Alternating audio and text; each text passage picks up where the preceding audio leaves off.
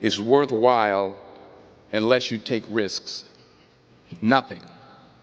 Motivation is a feeling that comes and goes, and it doesn't matter whether it's there or not. Discipline is infinitely more important. So no matter how you feel, get up and do what you're supposed to do. That's it. And that's discipline. It's not motivation. If you only did what you were supposed to do when you were motivated to do it, that's leaving it to chance. But if you're disciplined, you go do what you're supposed to do. That's the way it works. And this thing that people do where they avoid discomfort, it sounds ridiculous, but then it just creates more discomfort. You don't realize that in embracing discomfort and forcing yourself to do something very uncomfortable that you can control, like an ice bath, like a sauna, like a run, like a workout, you are eliminating another form of discomfort. I torture myself physically. I'm always working out. I'm always exhausted. I'm always taking ice baths. I was in the sauna before I got here today. I'm always doing something. Always. I never have a day where there's not some kind of struggle. If I have a day where I just lay around, I'm like, this is weird. Like, it's one of the things that I have to do on vacation. When I get up in the morning, whenever I'm on vacation, the first thing I do is work out. I'm like, I gotta do this, otherwise I'm not gonna be able to enjoy this time off with my family. I gotta get up before everybody else, and I gotta work out hard. Look, when you're a kid, you're all potential. It's chaotic potential. It can manifest itself in any number of ways. And maybe you don't want to give that up. So you're like Peter Pan. You want to be a kid forever because you don't want to give up the potential. And you look out in the world and all you see are Captain Hooks, who've lost a hand, who are chased by death because that's the clock in the crocodile. It's already got a taste of him. He's terrified by death and he's a tyrant. Well, I don't want to grow up to be that. So I won't be disciplined at all. Well, that's no good because the way the potential transforms itself into actuality is through discipline. Our minds are like a fucking garage. And the garage, if you open a garage that's all cluttered up, it's all fucked up, you can't put your car in there. You got fucking boats and you got fucking kids' toys and shit everywhere.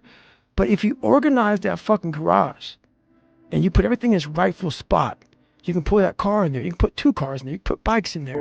And that's like with the mind. People talk about discipline and fucking determination and fucking, repetitions and all this shit. Consistency. Why people fall off the wagon so often is because their mind is full of shit. There's no room in that mind for discipline. There's no room for consistency. They may do it once or twice, but then the mind takes over and that cluttered fucking garage comes in.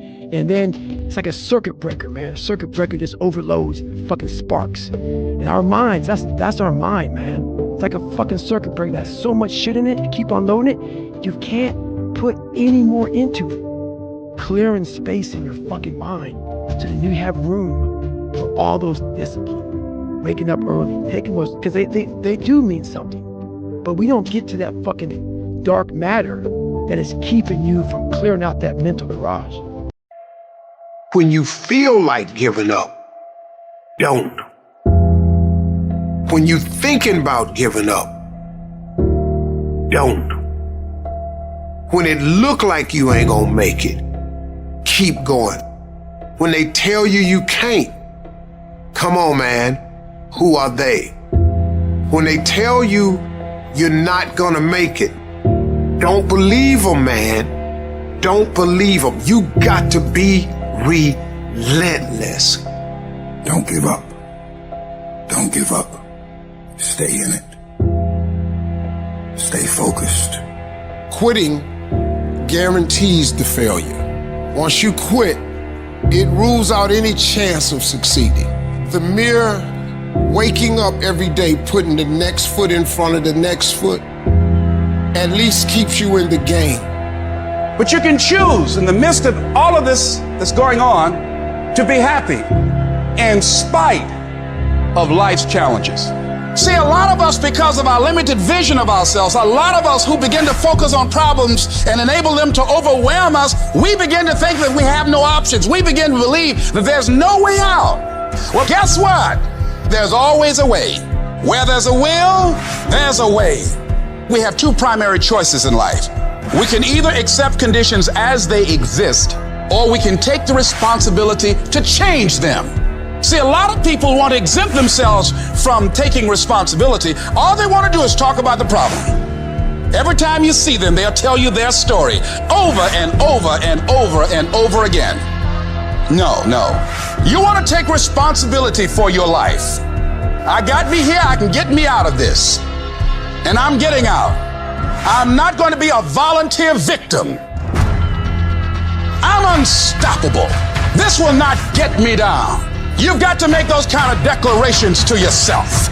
I have never met anybody who became incredibly successful in any area of their life until they had suffered and sweated and sacrificed and kept their focus and fought through tears and trials and tests. And if you have a dream and you commit to it, it will come to pass.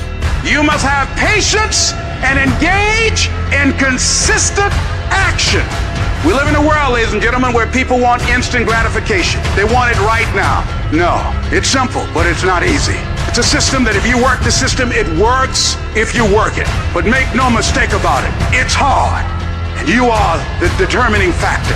The people that make it in this world look around for the circumstances that they want, and if they can't find them, they create them. It's you that you must take personal responsibility to make it happen. It's hard. No, easy is not an option. However, ladies and gentlemen, what you will discover is that it's worth it. Write down 5 reasons of why it is worth it for you to become a diamond, to experience that level of achievement. What is it that will give you the drive? What is it that will ignite the courage in you to get up and come back again and again and again?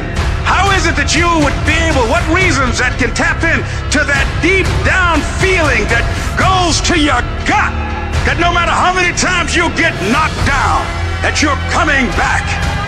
Listen to me, this is how you do it first, over 6-7 years ago, with no money, no human resources, no building, no funding, no support. The first thing we did was we dreamed, we wrote the dream down, we rehearsed the dream, we looked at the dream, we talked about the dream, we slept with the dream, we woke up to the dream, we wore the dream, and now boom, it's our reality. And for some of you, you stop dreaming. You dream for a week and you stop because things around you don't look good. You dream for a month, and when you get hit in the mouth, you quit and you give up. You dream for a while, and when people tell you crazy, and when people tell you stupid, and when people tell you can never get done, you stop dreaming and you go back to knowledge. And I dare you to use your imagination. I dare you when you're broke to use your imagination. I dare you when you're rich to use your imagination. I dare you under every single circumstance. Keep dreaming. Keep looking at your dream. Keep focusing on your dream. Keep going after the dream because that's where true success is.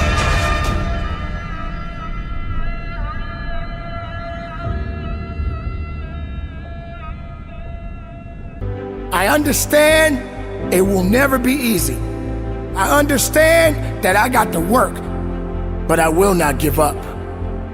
I know that I have to work. I know that I have to believe. I know I have to trust in me. Because that's the power, ladies and gentlemen. That is the ultimate truth, is believing. You got to stand on it every day.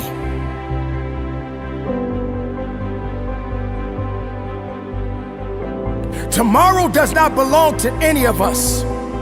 Tomorrow, it has already set the stage for what's coming. So let's go and live